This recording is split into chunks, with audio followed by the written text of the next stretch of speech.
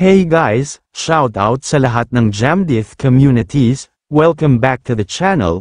Ngayon, pag-uusapan natin ang isang super interesting na topic na kinikilig ang marami, ang totoong feelings nila sa isa't isa, on cam at off cam. May sagot kasi si Medeth na talagang nakaka-curious at may lalim, kaya halina, himay-himayin natin yan.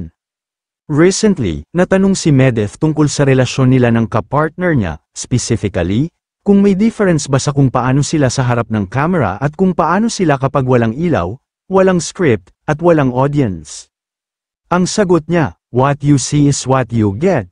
Ibig sabihin, kung ano yung nakikita ng tao sa kanila on cam, yung kulitan, lambingan, pagiging totoo sa isa't isa, hindi raw yun malayo sa kung paano sila off cam, natural, walang halong arte.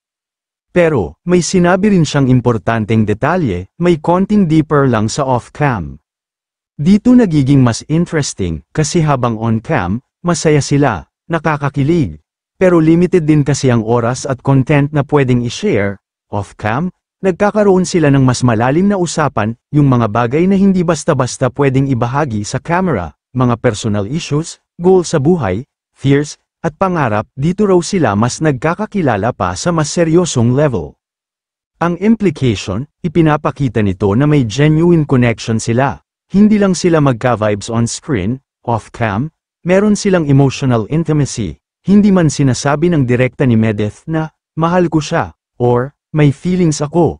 Pero yung depth na mga usapan nila off-cam speaks volumes. Kasi kung hindi ka naman komportable o may halaga ang isang tao sa'yo, hindi mo naman ibabahagi ang mga ganong klaseng malalalim na bagay, di ba?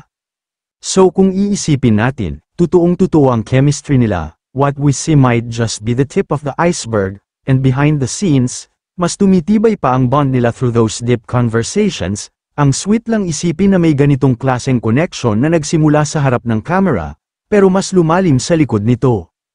Ano sa tingin nyo? May something nga ba talaga? Comment your thoughts below and don't forget to like, share, and subscribe for more kilig updates. See you next time. Maraming salamat po sa inyong lahat.